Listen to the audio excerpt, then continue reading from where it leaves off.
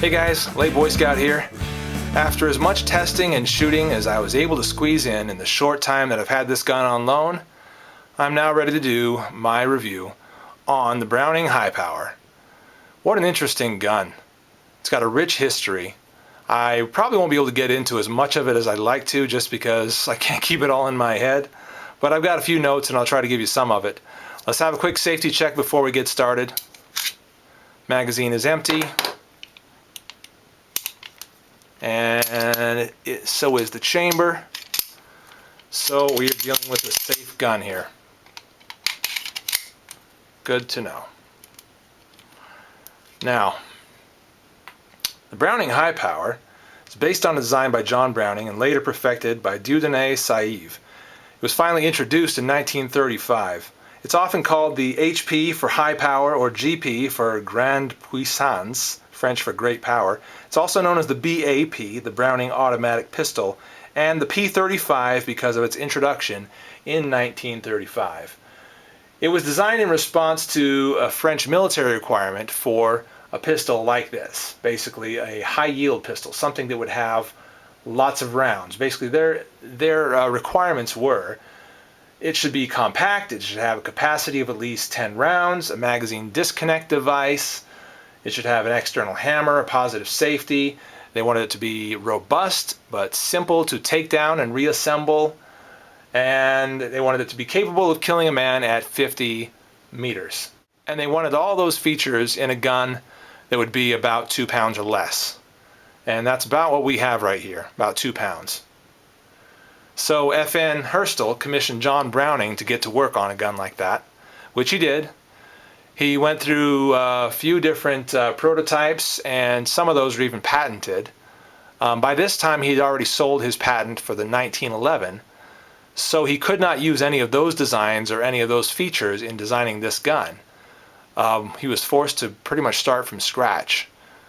So a lot of the features are quite innovative. As I understand it though, it was Dieudonné Saïve who actually introduced the double stack magazine, and the gun was partially designed around that.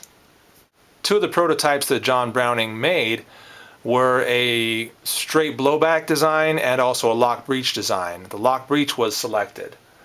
Initially it had a 16 round magazine, but it was later shortened to 13, which is what it currently has.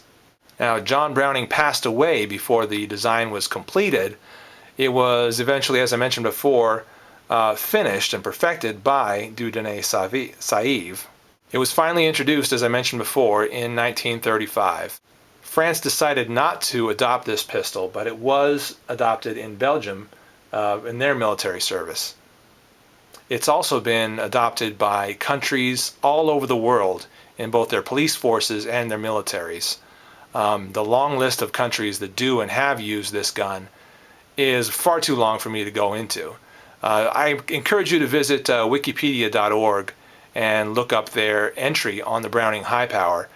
Most of that entry has inspired the history that I've just been dictating to you, and I encourage you to read more about it. It's quite an interesting gun and quite an interesting history, and again, it's got John Browning's fingerprints all over it, and that's very cool. So let's leave the history lesson there for now and get into some specifications. The subtype, well, it's a semi-auto pistol. It's locked breech, which means that the slide and the barrel travel backwards together for a short distance before separating and ejecting the round. Also, it's single action, which means if this thing is decocked and you've got it in your holster, you can't draw and just pull the trigger. You can't do it. You've got to cock that thing in order to fire. Caliber and capacity, it is 9mm. It's got a 13 round magazine, but somehow I managed to squeeze 14 into there the other day. That's interesting. Also one more in the chamber, so 13 plus 1. Size and weight comes in at about 2 pounds. It's about 7 3/4 inches long. The barrel is about 4 5/8 inches long from there to there. And it's about 4 3/4 inches high altogether. Also, here at the slide, it's about 7/8 thick, 7/8 of an inch thick, but on the handle you've got a good 1 3/8 inch of thickness there. Steel receiver, polished blued finish as you can see, polished blued slide as well, nice diamond pattern checkering here on the walnut grips. Very nice looking, and very nice feeling as well. This gun comes in more variations than I can even name. In fact, so many that I had a hard time initially identifying this particular one. I'm pretty sure though that this is the Mark I, and I believe that's true because it does not have ambidextrous safeties. As you can see, there's no safety on this side, only over here. The ambidextrous safety is found on later models, later versions of the gun. This is the one with adjustable sights, by the way. Let's talk about the fit and finish of this gun for a moment. This is a very well thought out design, very nicely polished. All the edges are just beautiful. Everything about it is extremely well made, extremely well thought out. It took a decade or more to design this gun, so I should think that it would be a very well thought out design. And everything about it is just very classic looking. And that's the word that comes to mind when I look at the Browning High Power, just very classic looking. Let's get into the field strip and maintenance, just the field strip I suppose. Take off the safety, pull that hammer back, and then you'll want to pull this slide back until it locks, and then you get the safety into that hook right there, into that hole right there. Now you should have the magazine ejected for this probably. Now at this point you need to pull this pin out. You see that there's a pin that starts here and goes through. And so the easiest way I've found is to push this up a little bit and then from behind push the pin right through there, and that allows that to come out. Now at that point you're pretty much set. You just disengage that safety, slide pulls straight off. There's your spring and guide rod. Very simple. And there's your barrel. And again, pretty simple takedown and reassembly of this gun. Not much to it. Not difficult to maintain, so you've got no excuse. And we just reassemble it by going backwards, just like we did. Push that pin in there and lift it up a little bit to get it through. Release that safety, and we're back in full function. Yep. So that's the field strip for the Browning High Power. Let's go ahead and put that in half-cocked mode again and safety on. Just for fun. What's the intended role of a gun like this? I'm not a police officer, nor have I ever been in the Army, but I'm going to say that this is a duty gun. That's pretty much the intended role for it. And the fact that it is used in armies and police forces all over the world, I think pretty much confirms that. What other uses outside of that role does this gun have? I think it's not a bad recreational pistol. It shoots 9mm, which is about as cheap as any of the handgun cartridges are. So, short of .22 caliber, this is going to be a pretty fun gun to shoot, and you're not going to break the bank. Also, collectability. Given the fact that there are lots of different versions of this gun, and the fact that it is just a very classic and historical gun, makes it somewhat collectible. And if I were a big gun collector and could afford to be a gun collector and have lots and lots of guns in my house and in storage and in a big huge safe and all that business, I would definitely own a Browning High Power, possibly a few. Yeah, absolutely. So that's another use outside of the role. And is that a legitimate use? Collectability? Of course it is. Why not? How about the ease of operation for this gun? Pretty simple. I mean, that's your magazine. You load it up, goes in there like so. This is your safety, so you want to disengage that like so, or re-engage it depending on what the case is. You'll need to cock that hammer back before the first shot, as I said before, and you pull the trigger, and that's it. course, you've got some decent sights here, adjustable, fully adjustable. However, there's no like sort of white, any kind of high visibility-ness going on here. It's all just black.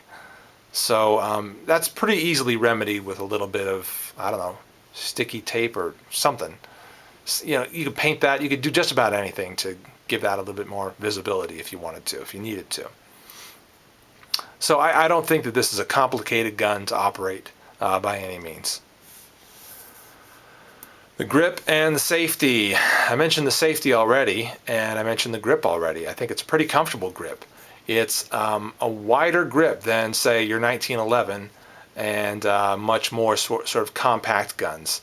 I think it's comparable to, I've held like a SIG and like a P226, and I think it's pretty comparable as far as the comfort and the ergonomics, and as far as the width and diameter of the grip. I think it's pretty comparable to that. Now, as far as safeties, yes, there is this external safety that you would disengage and re-engage, but also there is a magazine disconnect safety. So if the magazine is disconnected, I can have that safety off and the hammer cocked back, and the trigger will not engage, will not fire. Okay, now there may also be a pin block. I'm not sure about that on this model, on this particular version of the gun. I know later versions or other versions do have that, but I just can't say for sure whether this is one of those models, one of those versions of the gun. So that's something else to note about safety. Let's go ahead and decock that again. And I mentioned the trigger and the sights, and how I feel like the sights are not bad, but could be a lot better and could pretty much easily be improved. This is the adjustable sight version of the gun. There are fixed sight versions of it as well. And this could easily be improved to make it a little bit more high vis. And that's a home project that I could easily do, and you could easily do. As far as the trigger is concerned, I feel like it's fairly smooth. Fairly smooth. In fact, in one of my shooting videos, you saw me accidentally double tap that trigger. That's partially because I was so used to staging it the way I do the Glock. And so as I was beginning to stage that trigger, I accidentally just double tapped it. And so it's a bit softer and lighter than I expected it to be, and also considerably smoother than what I'm used to on the Glock. The felt recoil of this gun is not bad at all. The fact that you've got a full metal frame, it's all steel, and nice long heavy slide, also longer barrel, absorbs a lot of the recoil of the 9mm round, which is not an extremely powerful round to start with. So the felt recoil on a gun like this is going to be pretty manageable for almost any shooter. Now, lady shooters and smaller shooters and younger shooters may have a hard time getting their hands around that big grip and feeling comfortable holding it. But if they happen to, if they do, I think that they're going to be able to manage the recoil on this gun pretty well. That lends itself to the recreational shooting use, which would be outside of its intended role, in my opinion. The recreational shooter. I think it's a pretty good recreational shooter. Holsters and add-ons. I have not gone shopping for any holsters for this gun, but I'm quite certain that they're all over the place. Well, that is to say, you can get them. I'm quite certain that you can get them. I also noticed that this fit fairly well inside my Glock Sport Combat holster. And it's not meant to be held in that holster, and I wouldn't keep it there for anything except a little bit of recreation. But yeah, it worked okay. So I would say find a dedicated holster, something that this is made for the Browning High Power. But that's pretty much an obvious statement. You should do that anyway.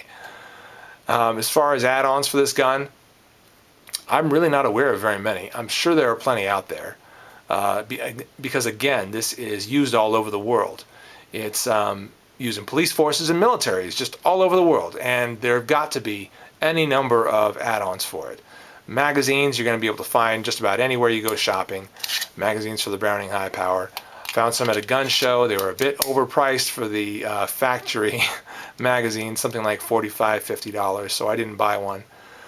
Just just have the one magazine that came with it on loan, but you'll be able to find extras for sure. I think this is a pretty good looking gun. And a lot of those aesthetics come from the fact that it is so classic looking. And I mentioned that earlier. It is a very classic looking gun. Something that I would be happy to display and show off. I mean, it's just that, it's that cool. It's that good looking, in my opinion. And a lot of the cool factor with this gun, here we are in cool factor, a lot of that comes from the fact that it does have such an interesting and long history. Yeah, it looks cool. I think it looks cool, but it's a Browning high power. I mean, this is pretty much the last gun that John Browning has his fingerprints on, design-wise. So that's really something, and that's a big chunk of history right there. John Browning, one of the most fantastic and amazing gun designers that ever lived, if not the most amazing gun designer that ever lived. This is one of the guns that he helped to invent. So the cool factor there is just through the roof. The expectations that I have for this as far as reliability and accuracy, I expect that this is quite a reliable gun. On one shooting excursion, I somehow managed to pull that slide back in such a way that the first round failed to go into battery. But that was the only hiccup I've ever had with this gun. And that probably had something to do with the fact that I managed to jam 14 into the magazine, and so it was probably behaving a little unnaturally because, yeah, it didn't like having 14 in there instead of 13. Otherwise, I feel like this is a pretty accurate gun, about as accurate as the shooter. I don't feel like I'm all that accurate with it, and over time, I think I would become accurate with it.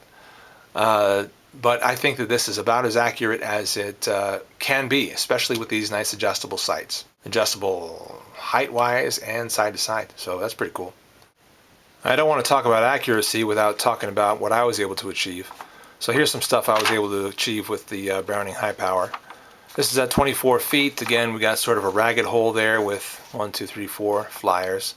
But, you know, not too bad that I was able to achieve that.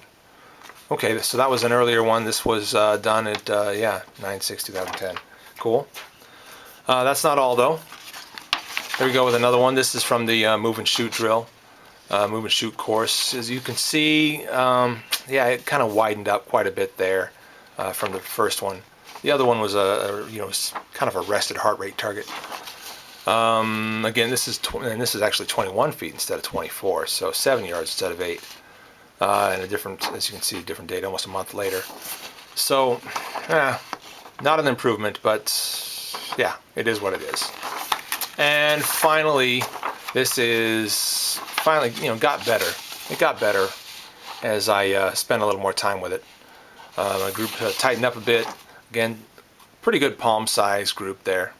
Pretty good palm size group. And that was, again, same date, but the second run of the shoot and move drill. So that's not too bad for accuracy. At least these are my targets. And the performance and roll that I expect from this gun is going to be outstanding. Obviously, it's used by militaries and police forces all over the world, and they count on it, and they trust it.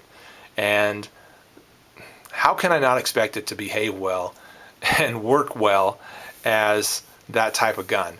Now, I'm not a police officer, nor have I ever been in the Army, but yeah, I do intend to have some sort of a WROL gun, pistol anyway, and I think that this is a pretty good candidate for that.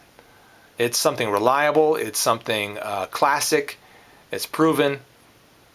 This is a pretty good candidate for that type of gun.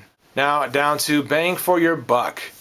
What's the MSRP and current median price plus the value for the price of this gun? The MSRPs that I have looked up are right around the $1,000 range for a brand new high power. And a brand new high power will have ambidextrous safeties on it. Like I said, this one I think is a Mark I, and that's why it does not have ambidextrous safeties. I could be wrong about that, but I think that's the case.